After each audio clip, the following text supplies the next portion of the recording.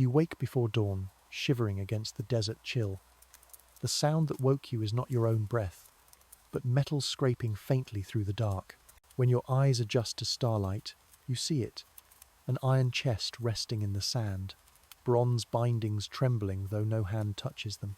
Around you, dunes stretch away into darkness, and the slow jingle of a camel's bell drifts through still air. Something about this chest unsettles you instantly. The night feels too aware, as if even the wind already knows what rests inside. This is where the story begins. One chest, one journey, and one burden that feels as much curse as duty. Welcome back, weary traveller, to Sleeping Figures. If you enjoy thoughtful and calming tales, consider leaving a like and subscribing. Now, dim the lamps, let the screens fade, and let the winds carry you into an older world, the land of the seven winds, where dunes move like oceans in constant motion and where silence can hold more weight than iron. Across this land walked Rahim, a merchant known less for fortune than for trust. He carried no crowns, but men relied on him to tie ropes square, to balance scales fairly, to speak little and arrive when promised. Such steadiness was enough, until a lord pressed into his keeping an iron chest unlike any other, cold even beneath burning sun, marked with faint sigils along its bronze bindings, and heavier than its size should allow. It seemed less like an object of trade than a presence demanding to be carried. From the first touch, Rahim felt its burden press not only on wood and rope, but into his own thoughts. He would later whisper, "I should have known what that weight meant. I should have feared it from the first step." You can hear the world around him if you close your eyes. The groan of wooden wheels thick with dust, camels shifting, their bells clinking in irregular rhythm, like slow water dripping through stone hollows. And under it all, the whistle of the desert wind rising and falling, as if it already knew what Rahim carried, as if it grieved before the man himself would understand. The chest sat among his other trade. Fabric bundles, jars of figs sealed with wax, packets of dye that stained at the slightest touch. Yet there was no mistaking which good did not belong. The iron box stood out, a disruption in the caravan's rhythm. Rahim caught himself glancing at it more often than at the horizon. Each time his eyes fixed there, his own heartbeat stumbled, then fell into an uneasy rhythm as if another pulse demanded its own time, apart from his. In those first hours after taking possession, Rahim thought only in fragments. This man is too old for secrets. This one burden might be what snaps his reputation in half. And yet might it also prove it? That thought, dangerous in its pride, stirred inside him even though he dismissed it aloud. To be chosen for carrying silence means others believe you to be stronger. The flattery stung as much as it soothed. Stories that begin this way are not told in the busy market. They linger instead in the half-sleep between campfires, when shadows cling longest and men let silence arrange their words. There, a chest is not an object, but a presence. Men recall how it pressed into the sand, leaving a deeper hollow than its weight could explain, how even the camels balked when asked to kneel near it, how the wind shifted course as though tugged by something in bronze bindings. For now, all that is asked is that you follow Rahim as his road begins. Slow your thoughts to the pace of a caravan walking under dawn's grey light. You need not solve or decide anything, only listen to what he carried. Silence, iron, and a duty never chosen start here, already shaping the path that will test him. The dread is faint, like a taste on the tongue before the meal arrives, but it grows with every step. An ordinary man, with no crown or command, has been given one impossible trust, and with it a fear he cannot set down. So, let the desert wind reach through into your room now. It carries the faint jingle of the bells, the sigh of sand moving across sand. Sleep if you like, or let your eyes close softly while this begins. For Rahim's story opens here, at the moment an iron chest touched his palms, and the world shifted, though neither he nor the lord who passed it knew how far the echo would travel. Rahim's name carried little glitter, but in the trade roads of the seven winds it carried something heavier assurance. Men spoke of him in short phrases born of familiarity, steady, fair, discreet. When a caravan owner needed goods weighed without argument, Rahim's judgment settled the measure. When two merchants locked horns over saffron price, His even tone placed the scale between them.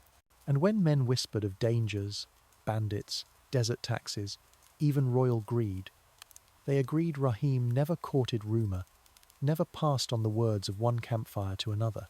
That is why he expected to end his days as he had lived them, measured, predictable, and to pass gently, like a smooth stone worn by the dunes. His idea of legacy was modest. Not towers or songs, not a line of nephews to praise him in halls he despised. He wanted only the memory of being useful, leaving behind a trail of honesty that others might follow. A merchant should be remembered as a balance, he once muttered to himself, not as fire. Where grander men bartered for monuments, Rahim believed a legacy of reliability would endure longer, like strong rope hidden under cloth. Yet all beliefs fracture when a lord looks you in the eye. The audience chamber of the feudal estate bore stale incense and chill shadows. Tapestries hung limp as though too tired to move. Rahim entered expecting to hear of grain contracts, or perhaps ornamental dyes needed for the governor's jackets. Instead, the lord's voice was hoarse, and his hand pointed not to scrolls or ledgers, but to a chest resting on an empty table. It was smaller than Rahim expected, half the size of a grain trunk, and yet when the attendants lifted it, even two of them strained. The box's skin was iron so dark it reflected no light, as if it hoarded shadows. Bronze bindings crossed it with shallow curves like long-forgotten writing. On the front, instead of a common lock, there lay a panel of lines twined into sigils, faint enough that one doubted his eyes for noticing them at all. The Lord spoke with less command than desperation. "This chest," he said, not naming it, not explaining, "must be carried south. You will take it, and nothing more is required of you except this. It must remain sealed. You will not ask what lies inside it. You will not permit others to question it. Deliver it unopened to the Crimson Citadel, and your honour will remain intact." That final word, intact, landed more heavily than all the decorative carpets underfoot. Rahim bowed, though his stomach turned. Why him, among so many? Why a merchant with 30 dunes behind him instead of a soldier? Why no escort? He heard none of these questions leave his lips. Instead, he murmured what seemed appropriate. "It will pass under my keeping, as under stone." Words easy to speak, yet carrying them would prove otherwise. When attendants placed the chest upon Rahim's cart, the first tremor of unease visited him. Jars of honey or bolts of cloth had weight he could measure by eye, but this burden dragged the cart as though it sought to burrow into the earth. The planks groaned under it. Even the camel tethered there refused, until Rahim coaxed it forward with salted dates, whispering softly. He bent low to study the lines etched faintly along its bindings, tracing them in air though not daring to touch. Nothing in his years had prepared him for goods that resisted travel, not by fragility, but by their very being. The caravan's preparation should have been routine. Men stacked goods by category, each merchant measuring ropes and adjusting balances in rhythm like musicians fine-tuning an instrument. Still, Rahim sensed sideward glances. No words passed about the chest, not yet, but silence itself provided accusation. He tied his loads more quickly, hoping speed might disguise unease. His fingers trembled while knotting rope. He told himself this was fatigue, but deep down he recognized a presence, as if the metal's nearness had already seeped into him. When dawn brushed the walls of the city, the caravan passed the gates. Bells cried from watchtowers to mark departure, their echo bouncing over stone. Children raced along the path for the first mile, singing half-mocking songs at the traders who trudged once more into the sand. Rahim usually found such songs comforting. They proved continuity youth laughing at burdens they would soon enough inherit. Yet today the laughter seemed sharp, like fools jeering at a condemned man who had yet to know his sentence. Hours blended into distance. The desert stretched wide, without kindness, without malice. Camels' hooves pressed dull rhythms into glowing sand. The wind picked at clothes and lips. Rahim shifted often, hand straying to adjust the cloak at his shoulders. But his attention returned continually to the chest. He had placed it beneath woven cloths, hidden among ordinary goods, and yet he felt it pressing against the air, demanding notice. Where other traders spoke quietly of cost and profit, Rahim rehearsed silent questions. Why him? Why now? And what punishment awaited if curiosity overtook him? In those hours, he began to realize that silence itself could be heavier than truth. At midday, the caravan halted near a strip of scrub. Men stretched, camels drank sparingly, and Rahim crouched beside his cart. He pressed a palm to the cloth covering the iron chest. Coolness bled into his skin, not the cooling of shade, nor the honest chill from gathered water, but a steady cold, refusing to warm. It startled him as if he had touched a gravestone on the hottest day. He drew his hand away and clenched it several times, trying to restore blood flow. Yet the imprint of that chill lingered. Night descended with star-thick skies. Campfires leapt from one side of the encampment to the other, small suns claiming their portion of the dark. Conversations rose and blurred into low hums. Rahim sat apart, biting dates, sipping watered wine, answering questions curtly. When younger men asked why he travelled with fewer sacks than usual, he deflected, "The road teaches which weight endures and which spoils." They laughed, misinterpreting his words as age's wisdom. Beneath his composed exterior, Rahim's unease remained wordless, fixed on the sealed chest. On the third day, dunes shifted as if sculpted by wind for his passage. The horizon promised water a shimmer thin as glass. The caravan pressed forward, voices lighter with anticipation of the first oasis.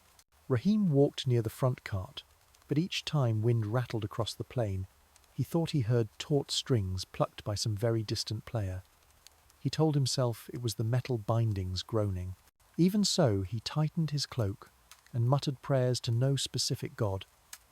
Often he had thought he walked alone with his goods. Now he imagined something unseen walked beside him. It weighed each step more than sand itself. At last, palms rose dark against the bright sky. Pools of still water reflected cloudless blue. Merchants' spirits lifted. They called greetings, loosed their beasts, and prepared fires with enthusiasm born of relief. Rahim, too, drew a breath, as fresh wind carried scents of damp soil and bloom. Yet beneath his temporary ease, unease curled sharper. For he was no longer merely a man delivering bolts of cloth. He walked a path directed by ignorance controlled, carrying a weight whose nature grew heavier by secrecy alone. At the edge of cool water and swaying palms, Rahim's ordeal had only just begun. The whispers awaited. As dusk thickened across the oasis, palms stood in scattered silhouette, and the water gleamed with a muted brass glow. Traders revived their energy, arranging stalls among the palm trunks and reed mats.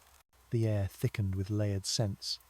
Cardamom steamed in a pot of tea, coriander beaten flat by a spice, grinder's stone, musk oil dabbed on thin strips of leather.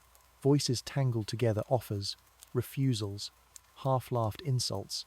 It was a language of bargaining carried by generations, a song each market resurrected when the sun softened.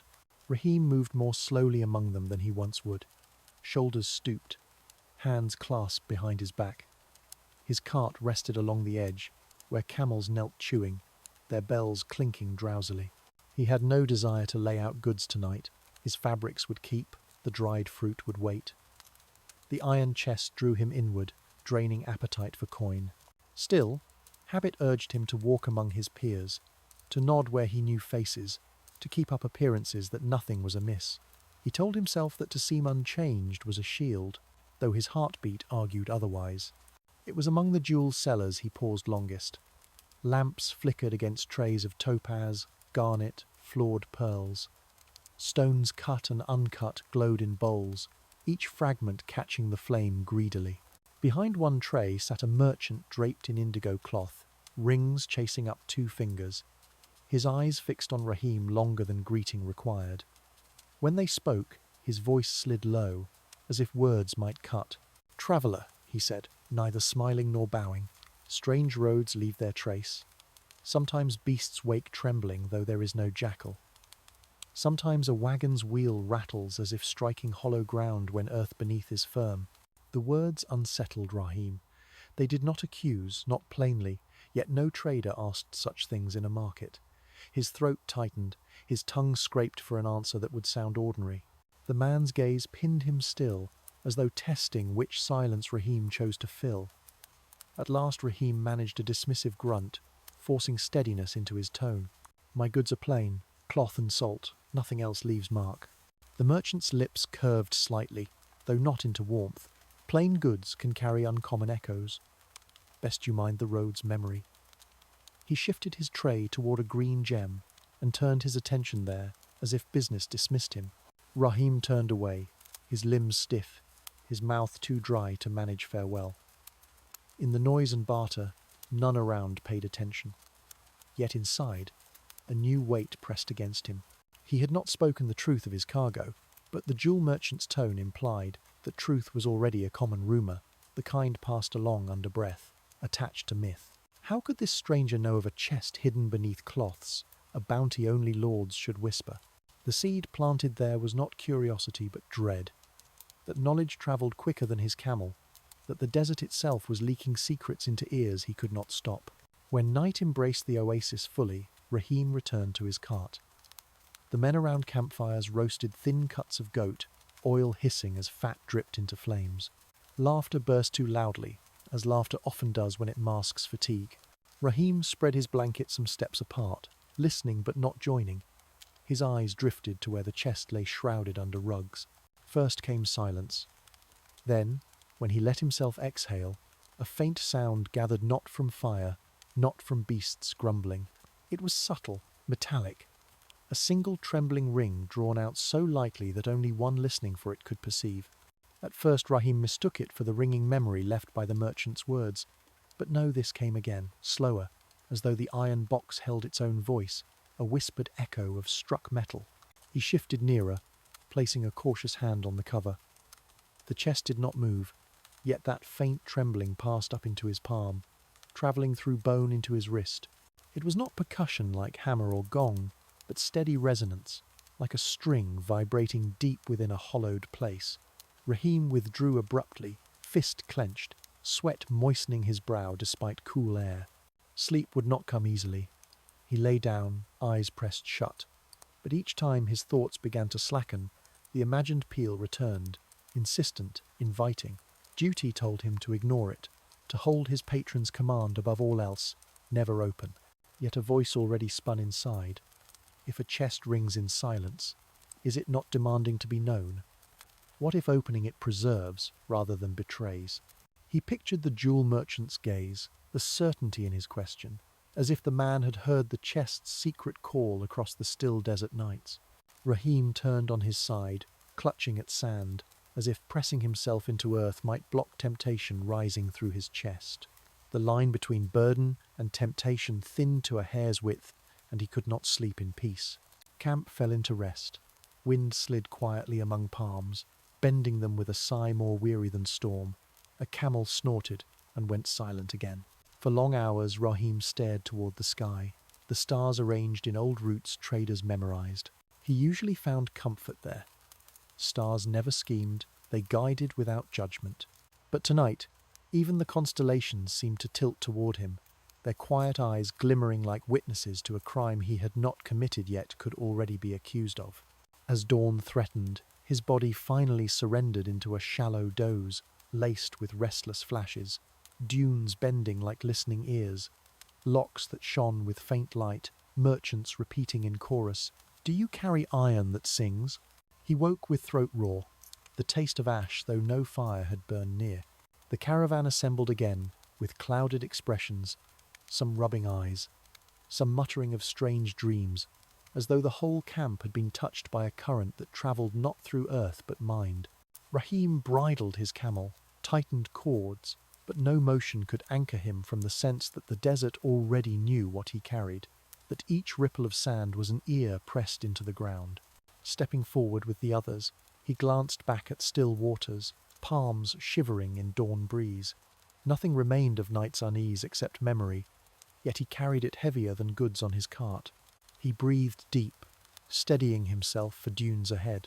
But inside, the question remained unbeaten.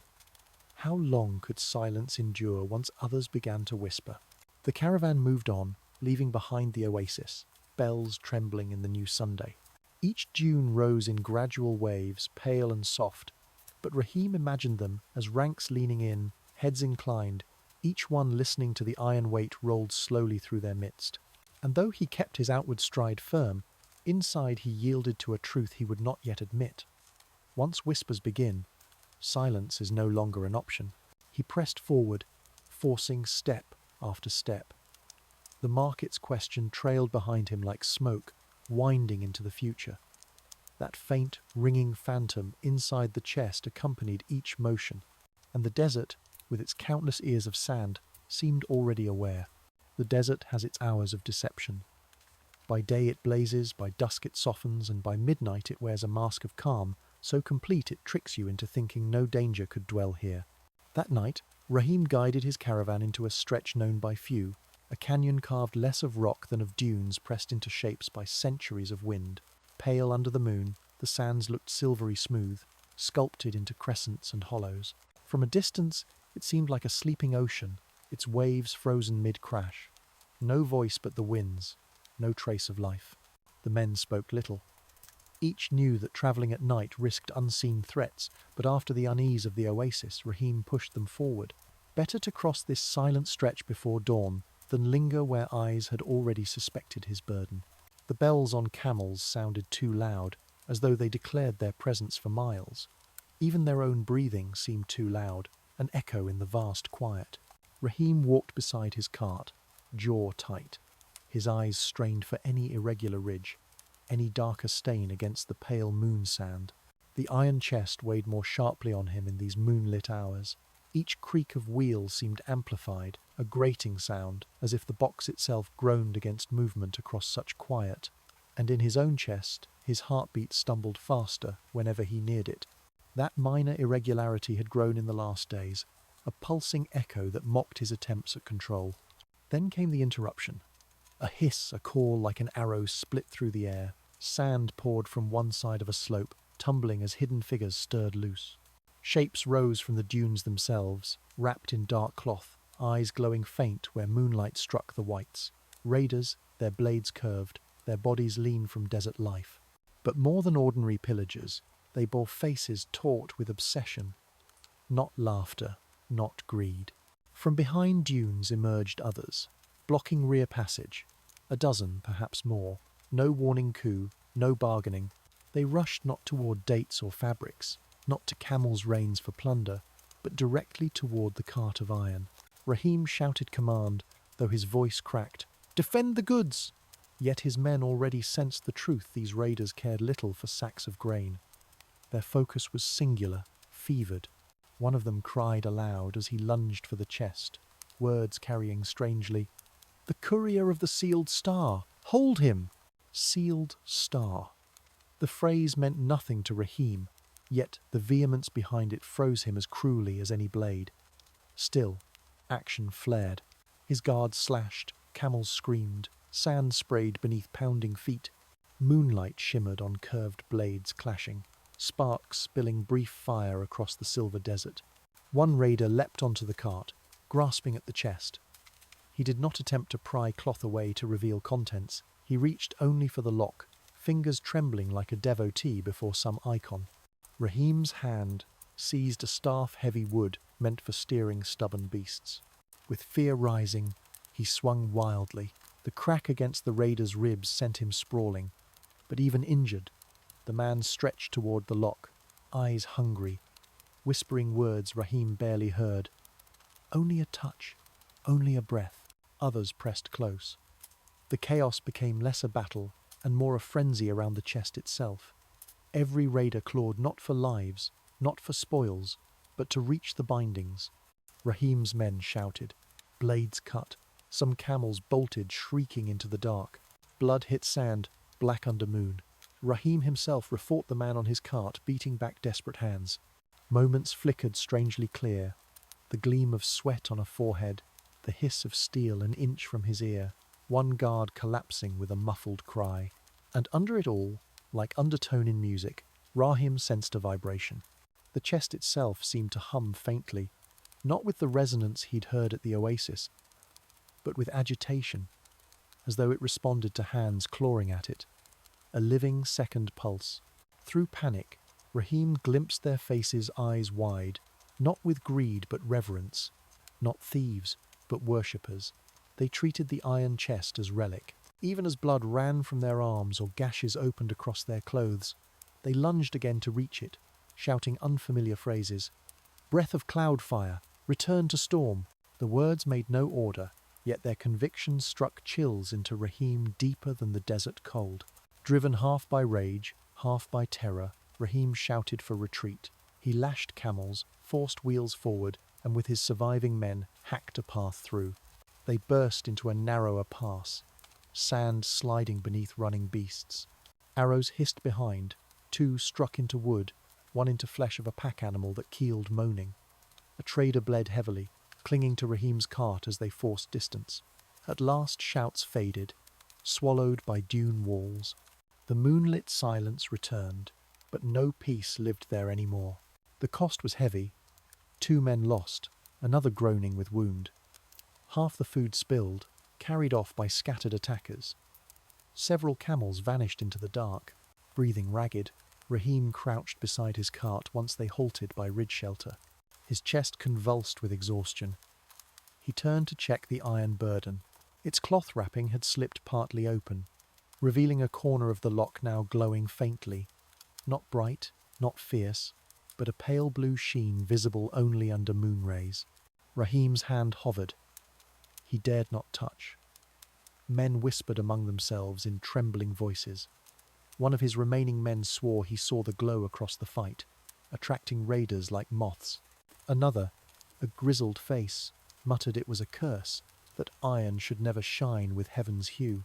The wounded man shuddered, staring at it, whispering, "Not natural, not meant for us." Raheem silenced them, though his authority felt hollow. His own eyes fixed unwilling on that glow. The lock pulsed faintly, as if breathing. He thought of raiders' hands reaching not to open, but simply to lay palm against the seal, even as death cut them down. A reverence more dangerous than hostility. Was he now bearer of devotion he did not choose? A plain merchant turned shrine-keeper for a power he could not name. The thought sickened him. He gripped his knees, nails clutching into cloth. Hours passed, yet he refused sleep, staring at chest. In silence of dunes broken only by wounded's groans, Raheem reconsidered weight of loyalty. He had sworn to a lord, yes. But what matter is a lord's command when the object itself calls men to slaughter each other? He felt complicit in their blood, his hands stained not from strike, but from carrying that which provoked madness. When dawn stretched pale lines across horizon, Raheem rose, weaker yet determined. He ordered repairs, binding wounds, counting camels left. None spoke cheer. Each man's eyes carried hunger of fear that eats the heart. They looked to Raheem not for profit but for survival. And he, though weary, only nodded firmly, hiding ruin inside. The dunes ahead glimmered cruel, promising no relief. Still he stepped, dragging caravan toward next well. The desert offered no counsel but wind, yet wind itself seemed heavier, like breath drawn through unseen pipes. He wondered, was the desert aware, disturbed that such power crossed its body? For the first time, Raheem doubted not just his mission, but morality of bearing it. To walk with silence is one thing. To walk with object that summons violence like flies to rot is another. He stared once more at cloth-bound glow through morning haze. He understood then. This was power men, crave not for bread, but for myth. And myths do not feed, they devour. So Raheem guided onward, worn and haunted. He whispered no prayer, for none came true in deserts. He only breathed with sand, one weary step, one weary wheel, carrying what he no longer believed any man should. And in his heart, dread hardened. The weight would not loosen but would draw worse each mile, until either chest destroyed him or he abandoned obedience entirely. The wind answered no questions, but shoved at his back, as if eager to hurry him to a next meeting, a next test, toward the salt wells, where waiting eyes, human or not, would demand again what oath he truly held. The caravan staggered onward, battered and half-starved. until the dunes sloped toward a hollow where ground whitened into strange glare. From distance it looked like snow had fallen on this parched world, but as Raheem drew closer he saw the truth. Salt. Layer upon layer crusted stone, sparkling brutal under the Sunday. Here lay the salt wells' pools poisoned by their own mineral wealth, shallow water ringed by crust thick as broken bone. The men muttered uneasily. This was no gentle oasis with palms and shade. No birds circled overhead, no plants rooted here. The well shimmered pale, reflecting light that stung his eyes. It gave water in small measure, but bitter to taste, tolerated only by beasts pressed to thirst's end. The salt scent coated the air so tangibly, Raheem almost felt it rim his tongue before drinking. Yet they had no choice but to stop. Spears of sun beat down their bent shoulders, and camels' sides laboured with every breath. Raheem led his own beast forward. The iron chest clanked faint within the cart, muttering its own presence no matter how heavy cloths lay atop it. Beside the well he crouched to scoop water with ceramic rim. His hands felt raw under glare, and grit stung his skin. He wondered in silence. How many days more must he bend his back just to carry this secret? It was then the hermit appeared. At first Raheem mistook the shape for drift of bone-white cloth against rock, but it moved. A figure unspooled at the edge of their circle, thin limbs hidden beneath a wrapping so tattered it seemed more salt than fabric. He stepped forward with arms thin as reeds, face carved by years into line of hollows. His eyes caught light strangely parched, yet bright, reflecting knowledge deeper than an ordinary traveller's. He spoke without greeting. "I have seen those bind marks before." His voice rusted with long silence, but the words fell steady, irrefutable. Men shifted on their feet. Raheem felt chest tighten even before the hermit's gaze lowered deliberately to the cart. Raheem's tongue stumbled. "You see only cloth and goods." The hermit shook his head, skeletal neck trembling with the effort. "No, it burns even through cloth. Those sigils they seal more than metal. Did they not tell you its name?" The second breath, brought from storms too fierce for sky to hold. The words landed with clash heavier than any blade.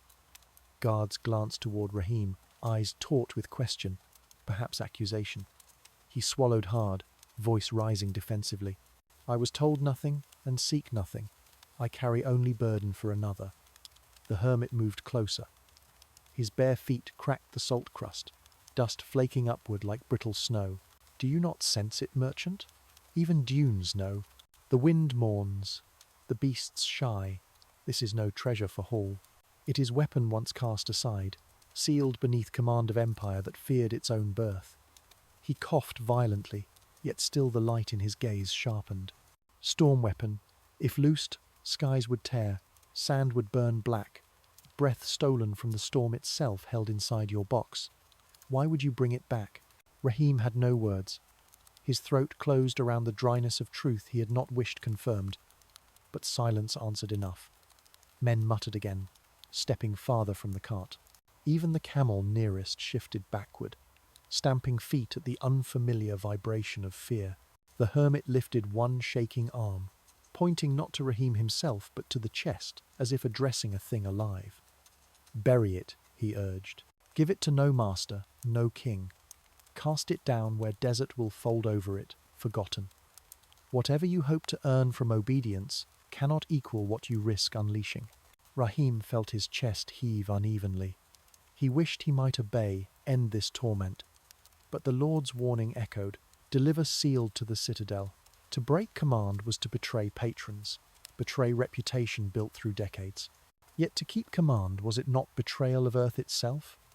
His body stiffened, mind torn between obligations. He muttered inwardly, "At what point does obedience to patron collapse under obedience to land and to life?" Before further word could rise, earth itself shuddered. At first subtle, like cartwheels hitting hollow ground, then sharply, rolling underfoot. A sandquake, men shouted, stumbling. Salt crust rippled, cracks leaping outward like spreading glass. One camel shrieked, fell sideways. Raheem staggered, clutching wooden strut of his cart, and from below came a hollow moan, as if desert sighed in pain. The ground split not far from where Chest lay. The cart's wheel edged perilously close to fracture. Raheem leapt forward, grasping ropes to drag it back, though weight near tore his arms from sockets. Men joined, pulling beasts aside. Dust spumed upward, choking their throats, while salt flaked and slid into widening pit. For a moment Raheem thought all would tumble goods. Men chests swallowed as sacrifice demanded. But then the tremor subsided. A ridge collapsed into silence. Cracks stilled, leaving a gouged scar across basin side. Breathless, chests heaving, they gathered again. Faces pale with terror, men whispered what none wanted to say directly. That earth itself had rebelled. Raheem stood swaying, watching, heart pounding as though it too fractured. He turned to look at Hermit, who had not joined in pulling but had only stood, arms raised, mumbling chant older than memory. When silence settled, the Hermit lowered arms. His eyes found Raheem again. Even desert rejects it. You risk land, beast and bone for the promises of greedy men. Must innocence forever serve the hunger of rulers? Put it down, Raheem. Put it down before it claims you. Hearing his own name shook Rahim deeper than quake. He had never given it. That knowledge pressed more cold than salt wind. Voice raw, he muttered. You speak as though you know my life. The Hermit only managed a frail smile. I know pattern. Men like you are always chosen for trust, not for desire, because you will bear weight past reason. But every road has its stone that breaks the wheel. Then he turned away, pacing slowly toward shimmering expanse, until glare swallowed his figure as though he were nothing more than mirage. Raheem was left to silence, broken by still panting beasts. His men looked to him uneasily, some muttering that to continue was folly. He tightened ropes, forcing his face stern, though inside turmoil swallowed him. He repeated one word, stubbornly duty, yet the echo no longer satisfied. It bounced within his skull like cracked bell, false in its tone. As evening fell, shadows slid over salt, and campfire flames sputtered pitiful in barren wind. Raheem sat alone, watching the chest reflect twilight faintly. His weariness deepened into something else. A seep of despair that the object itself might be fighting him, that even desert resisted its passage. He rubbed temples, whispering rueful thought. Perhaps a lord's command ends where earth denies.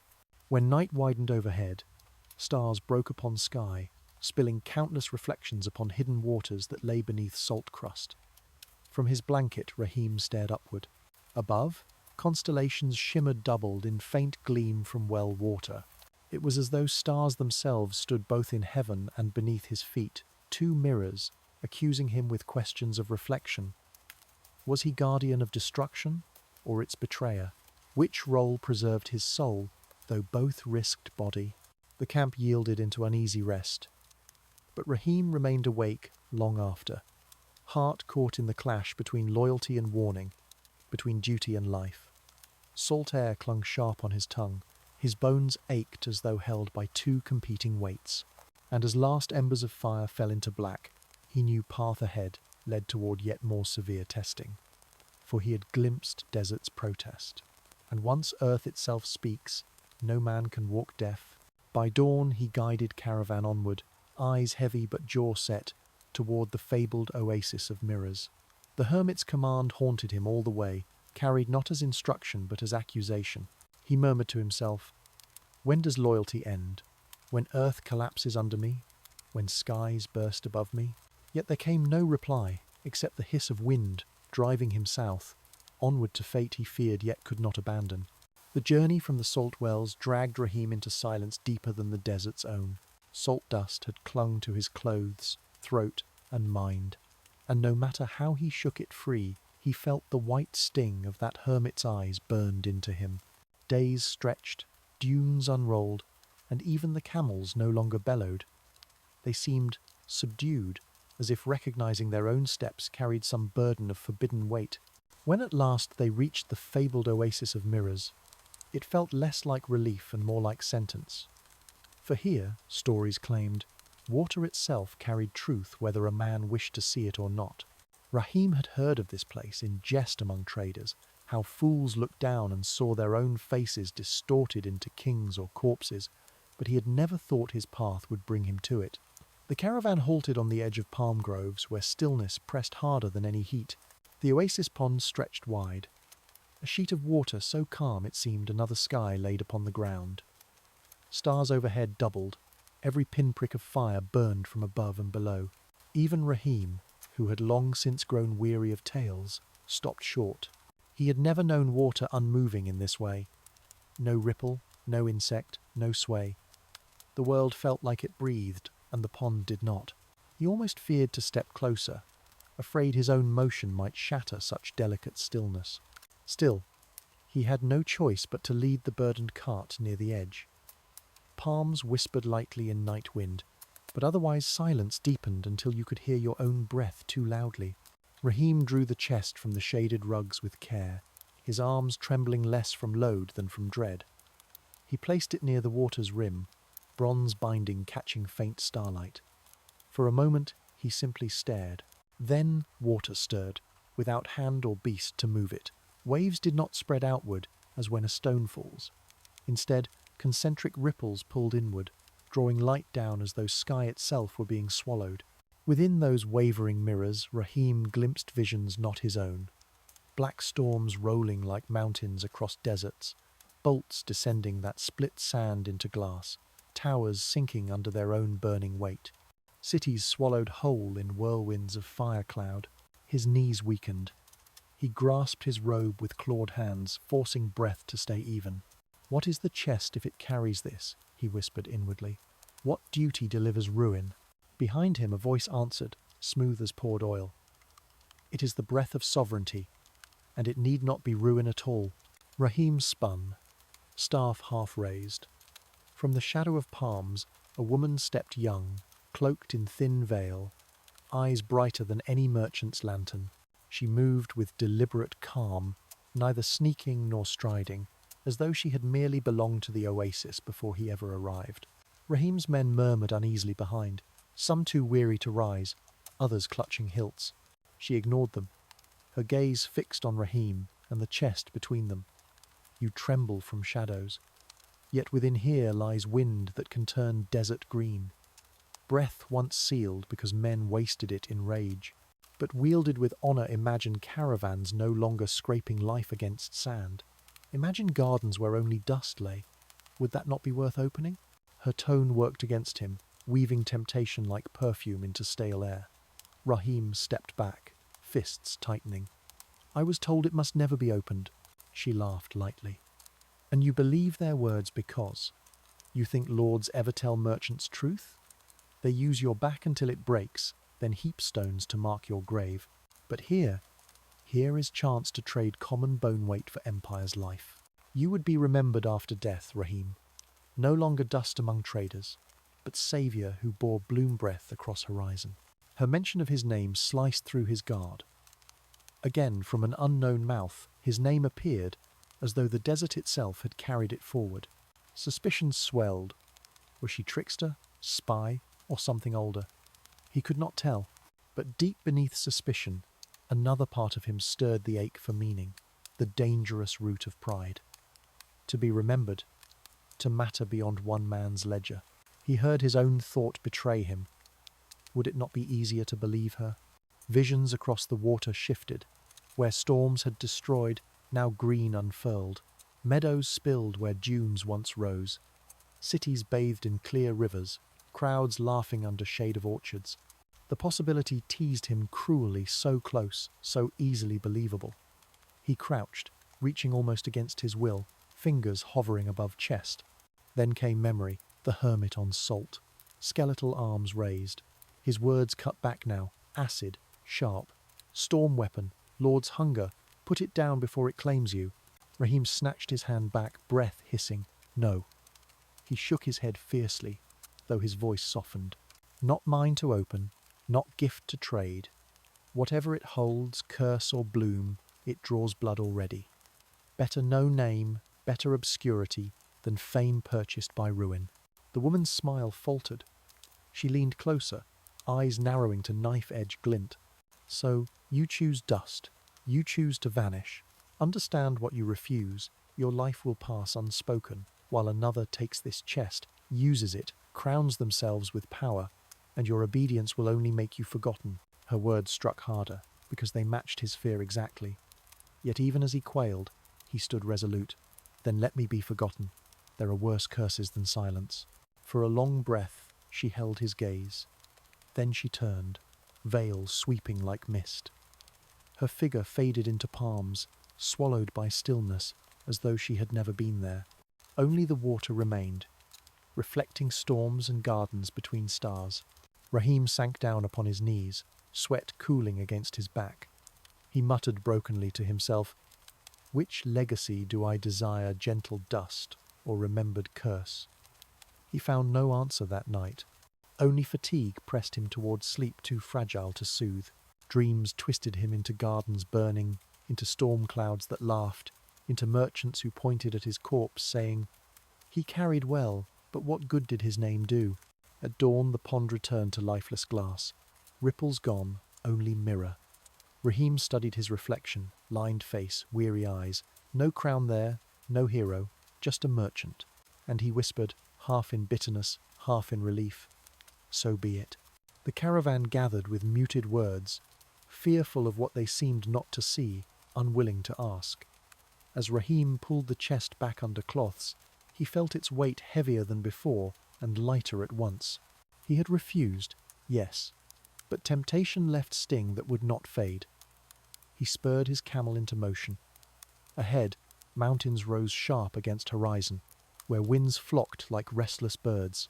The path wound upward toward cold stone, where whispers of priests were said to ride in gusts. Shadows thickened along his shoulders, but breath steadied. The oasis receded behind him, leaving mirrors to watch the next traveller. And Rahim, cart creaking under iron, stepped into mountain road, where stormed winds themselves would offer judgment. The desert ended not as a single line, but as an unsteady blending. Sand gave way to gravel, gravel to stone rising into ridges that blocked the horizon. Rahim led his caravan into this shifting terrain, while dawn painted every peak in flame. The heat struck him differently here, thin, sharp, carried on mountain gusts rather than radiating from sand, and always the wind. It did not moan as it had across dunes, but shrieked and bent, darting like knives through narrow passes. The beasts balked with each sudden blast, and men wrapped cloth against ears, muttering of restless spirits. Ahead, sheer cliffs framed a path twisting upward into sharper heights.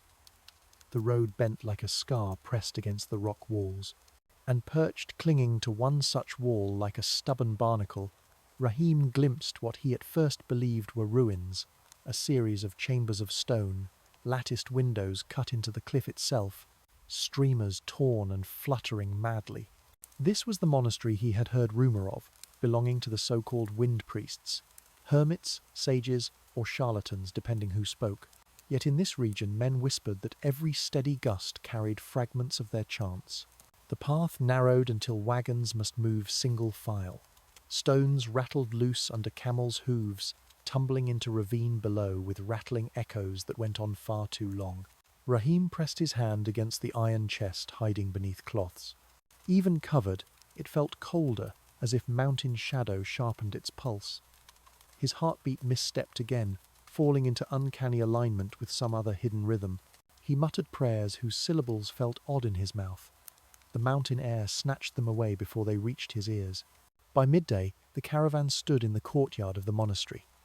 It was no busy hall, but rather a scattering of pale statues eroded by wind, tiled stones cracked and dusted with fine sand.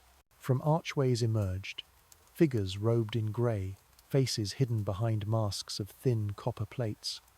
The masks bore only small slits for eyes, no mouths carved. Their silence pressed heavier than the desert's.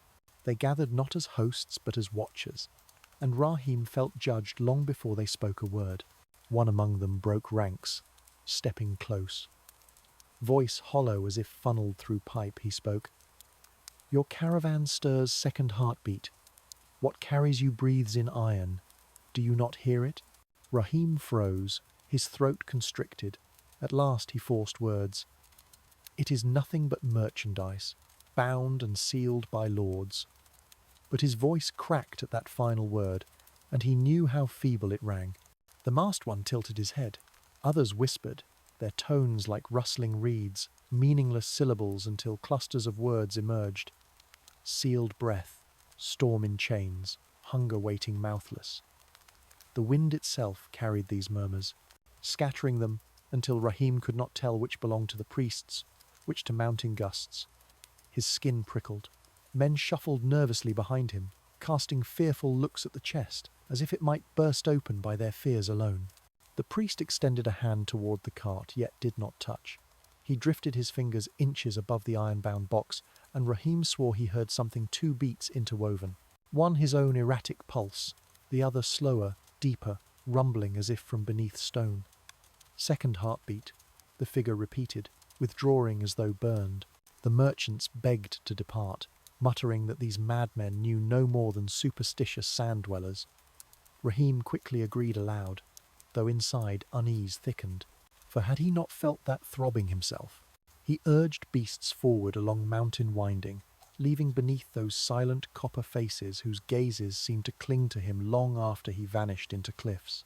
The wind worsened with each turn. Snow appeared where shadows remained, fragile crusts clinging in base of rocks. Clouds gathered above ridges, breaking apart with sudden grumbles. By dusk, a blizzard descended, piercing and merciless. The caravan stumbled. Men rapped tighter, camels bawled through chattering teeth. Rahim felt each gust drive cold into bone until numbness ran along arms. He pressed forward blindly, snowflakes stinging eyes, the world reduced to grey, swirling confusion. At last he saw the silhouette of a ruined tower, rising crooked from an outcrop. Its walls shattered but still broad enough for shelter. With desperate shouts he herded men and camels inside. They pressed into the broken stairwell, crowding amid fallen stones, shivering together. Rahim dragged the cart in last, chest thudding against threshold. Inside the ruin, the sound of wind magnified, screaming through open cracks like 1,000 flutes. Yet within this dreadful music, Rahim felt an uncanny resonance again. The chest itself seemed to echo these tones, humming faintly, responding to storm. Later, while others tried to doze wrapped in cloaks, Rahim crouched near the chest. He touched its side and recoiled. The bronze binding burned cold, painful against skin despite frost all around. Leaning closer with numb hands, he brushed away frost and noticed for the first time hairline cracks spidering from the lock's seam. Within those fissures, lines of script emerged, as if his eye pulled them into view by persistence rather than gift. Markings once too hidden for casual glance. They seemed to glow not with light, but by contrast etched darker as if each groove devoured radiance. He cleared frost with sleeve, bending close, the words cut in stiff angular stroke. He read only fragments, yet their meaning struck him like sudden fall. Breath of storm stolen, bound in iron shell. Release and skies will rend. His mouth dried. He realized the box was not container of an artifact, but the artifact itself a casing designed to prison something alive in its own element. A captured breath. Not wind of lungs, but storm's anger pressed into metal, waiting. And cracks creeping meant what was sealed groaned for release. Rahim sank back, head against shattered stone. Panic crushed him. The hermit's warning, the woman at the oasis, the raiders' crying of sealed star all now converged into clarity. This was indeed weapon, empire, ending force, caged only by sigils he barely understood. He felt smaller than an insect pressed to hold scorpion's stinger. His whole body shook. For the first time, tears stung his eyes, not of pain, but of realization he had borne this obliviously across weeks, endangering every man with each mile. In darkness he collapsed into half-sleep, visions wrenching across him, towers toppling under walls of cloudfire, voices praying but unheard, his own name shouted in fury at being servant of apocalypse. He woke shuddering, clutching arms around chest, salt of sweat mixed with snowmelt. He whispered aloud with cracked lips, "Too great for any man, too heavy, too wrong." Morning revealed calmer skies. though ice sheathed every rock. Men marched stiffly, yearning for valley warmth. Rahim harnessed beasts with mechanical resolve, eyes hollow. He did not speak of what he saw on the chest. Admitting truth might break men irrevocably. Yet he knew now. He carried not trade but ruin. He drove them onward with single thought pounding his skull. This must end, somehow, before storm unbound devours all paths, all people, himself first among them. When valley finally opened below, dotted with traces of villages, Rahim did not breathe relief as before. Civilization no longer comforted him. Where once walls meant safety, now they meant only more victims if his burden was revealed or loosed. The citadel's promise turned ash in his mouth, and yet still the caravan rolled downward, guided by his weary hand, tracking toward future he no longer trusted. The mountain had given him no rescue, but it had stripped illusion. He was not a merchant guarding an object. He was a condemned courier carrying the breath of destruction itself, and no destination felt like safety again. Red stone broke the horizon first as faint haze, then as serrated outline, then at last as massive walls rising beyond the valley. The crimson citadel sat upon its plateau like a buried ember still glowing after storm. Towers squared against the sky, their surfaces gleaming with iron-red pigment drawn from hills themselves. For weary merchants, the sight usually stirred relief, safety, coin, contracts, rest. Yet as Rahim guided his caravan closer, the sight sank into him not as salvation but as verdict. Those walls promised end of a journey, yes, but an end tied with chains rather than comfort. The land around bustled with cultivated gardens, unusual so far from river. Irrigation channels curved like scars, funneling water captured from diverted springs. Peasants tilled them under guard watch, and even from distance Rahim noticed their silence while labouring.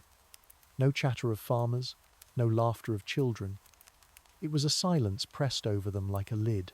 He understood at once why rumours called this citadel both rich and ruthless, that wealth came from discipline as stern as winter across fields. By the time Rahim's caravan clattered across the outer causeway, sun had dipped to late gold.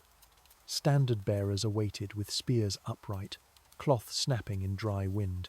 They wore crimson sashes that marked king's servants, faces stony, eyes that measured every cart with suspicion. Without ceremony they ushered Rahim out of procession and directed his beasts toward inner courtyard. No market stalls greeted him, no customary songs of arrival, only urgency sharp as blades. "Your chest," one said brusquely. "You will deliver it now." Even his phrasing stripped courtesy. Not please, not welcome. Simply order.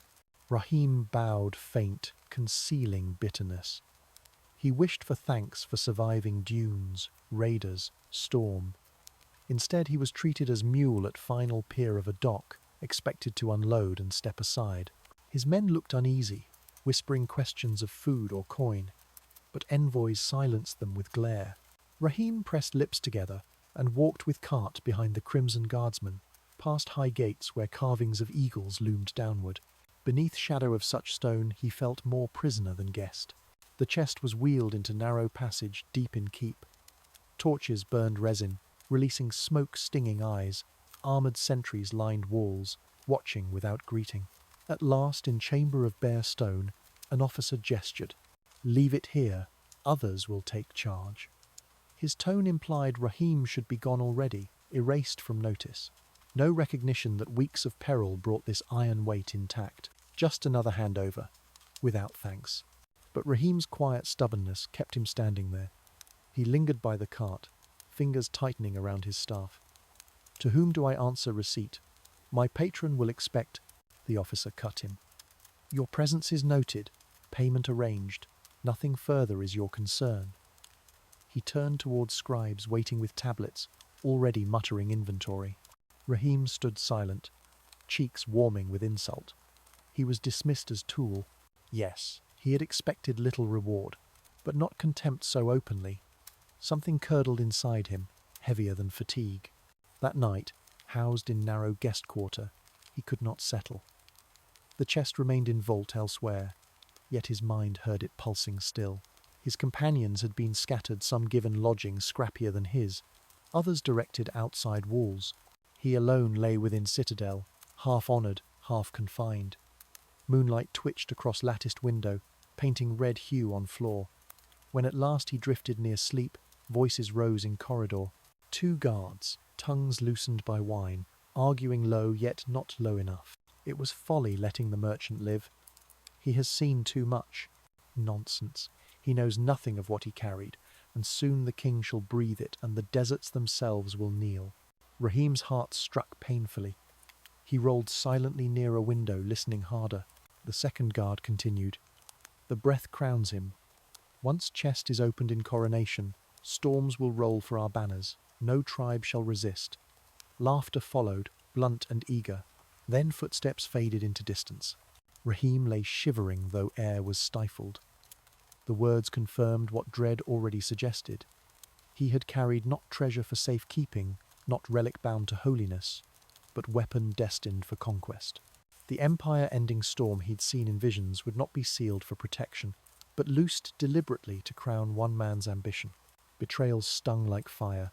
His trust, his unfaltering duty, twisted for slaughter. 30 years preserving reputation, and here it served only to make him a pawn. He pressed palms to his temples, his jaw tight. My loyalty, he muttered, was only a rope for their hunger to climb. Sleep never steadied him after that. He stared at the lattice squares until morning bled through. With dawn came horns across courtyard, long blasts announcing assembly.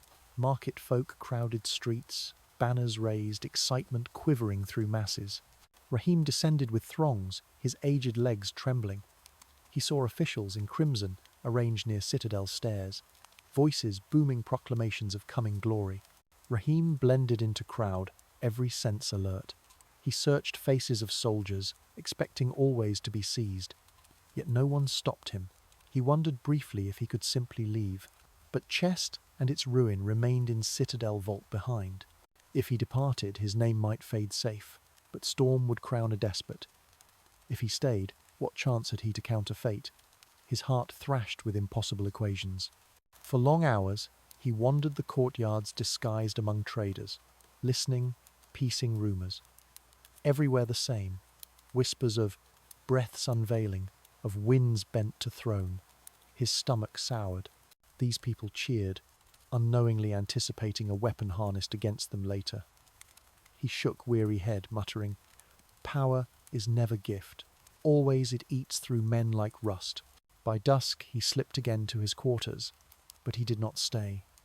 With night's cloak he moved carefully, robe wrapped tight. He avoided main corridors, taking lesser alleys he had traced earlier. Each step hammered with dread. Capture meant death. Yet determination replaced hesitation. He had once accepted truth of power, that ordinary men carried it for kings. But now he questioned, must it always be so? Could one tired merchant deny empire its hunger, even if price was his own obscurity? He paused finally beneath shadow of wall near stables, moon-dotted cobblestones faintly. Across court he glimpsed road leading out beyond gates. That was path not of delivery but of refusal. His chest, yes, still rested sealed within vault. Yet one possibility whispered. He could slip toward vault's halls and steal it back, or else vanish into wilderness with what little strength remained.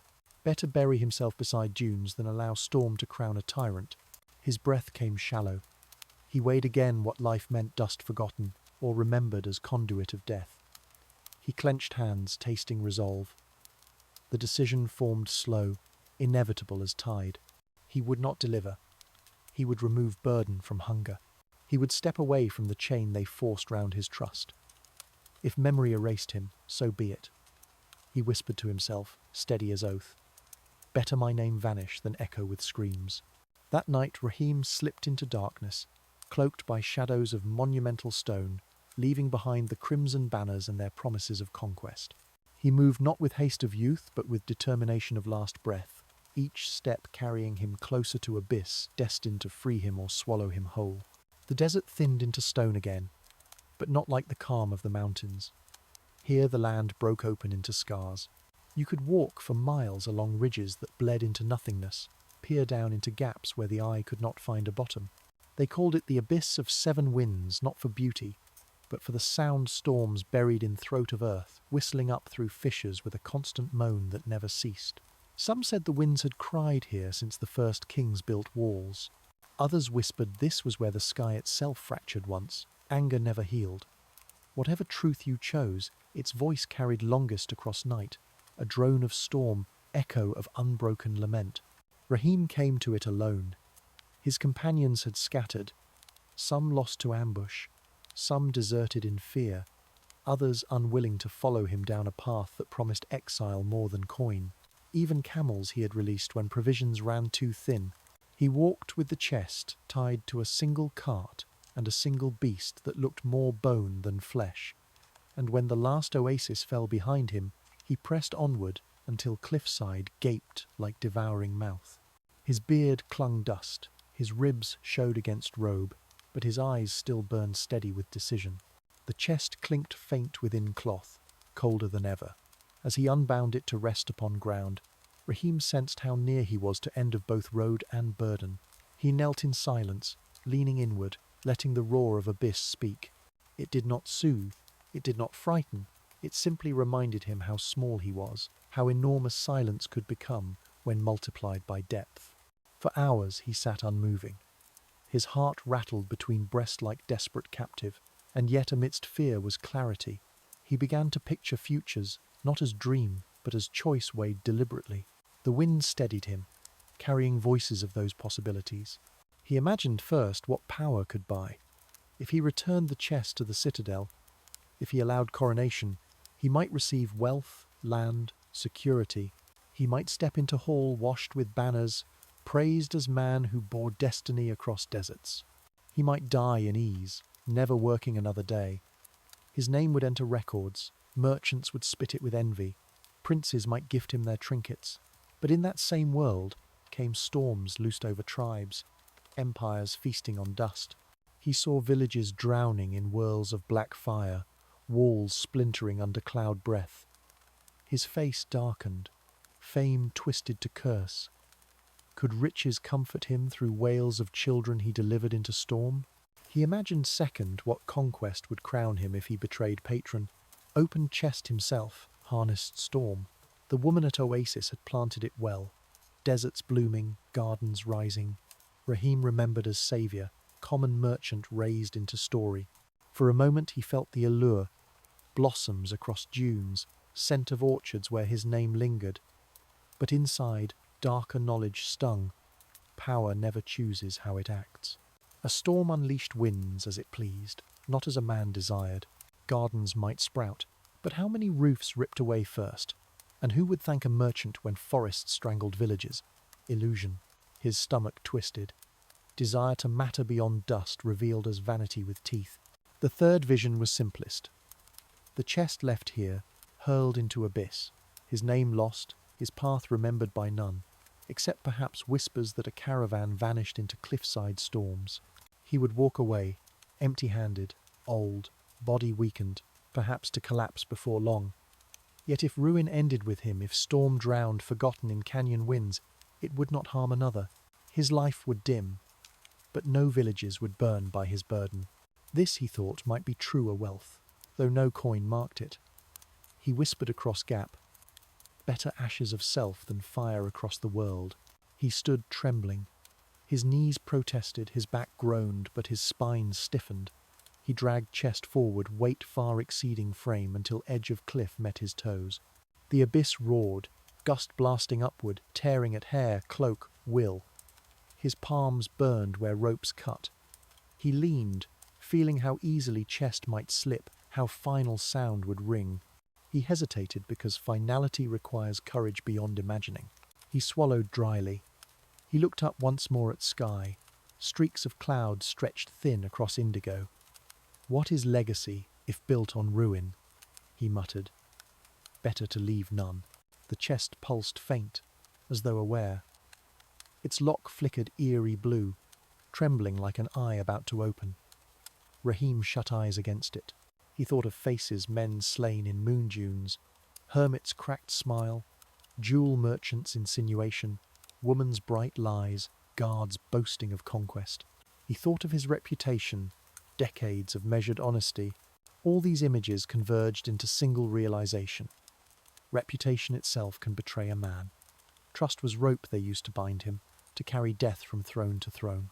If he obeyed, if he preserved reputation, he would betray life itself. So he chose otherwise. With clenched teeth he heaved forward, letting chest skid rough against stone until gravity took command. It slid, cloth shorn, bindings clinking, then toppled over. For half-instant silence reigned, as if world inhaled. Then came sound metal striking walls again and again, echoes spiralling as chest plummeted into unseen gulf. With each impact, a chord rang deeper, heavier, until final note thundered so vast it moved air across cliff. The abyss itself groaned in release, storm exhaling after ages trapped. Winds surged outward, tearing sand and hair, filling air with laughter, not human, but not cruel, simply sound of desert sighing relief. Raheem staggered on heels, chest freed, arms spread to brace gale. In gusts howl he thought he heard whisper of words, at last returned. He shivered, face streaked with tears, unsure if born of sand or sorrow. When gale calmed, silence heavier than before lay across canyon. The abyss roared less now, its cry muted, as though satisfied. Stars drifted overhead, indifferent yet watchful. Raheem sagged to knees, exhausted, whispering, "It is done." He lingered through night at brink, body leaning into numb fatigue. No chest chained his cart. No hidden pulse echoed his heart. He felt emptiness at first, like wound, then slowly like freedom. He rose unsteadily, gathered little he owned, a flask, a cloth, his staff, and turned away. Where his path led he knew little. Perhaps deeper into exile, perhaps into wandering none would note. Perhaps death soon beneath dune with no one to speak his name. Yet in his chest, calm replaced dread, better forgotten than cursed by false greatness. He walked until stars faded, and dawn brushed cliff tips. Behind him abyss still moaned faintly, but less agitated. Before him stretched desert road, thin, uncertain. He accepted it with tired nod. Legacy mattered less than peace returned to sand. If memory erased him, so be it. He would live remainder as mere man again, and that, he thought, life was enough.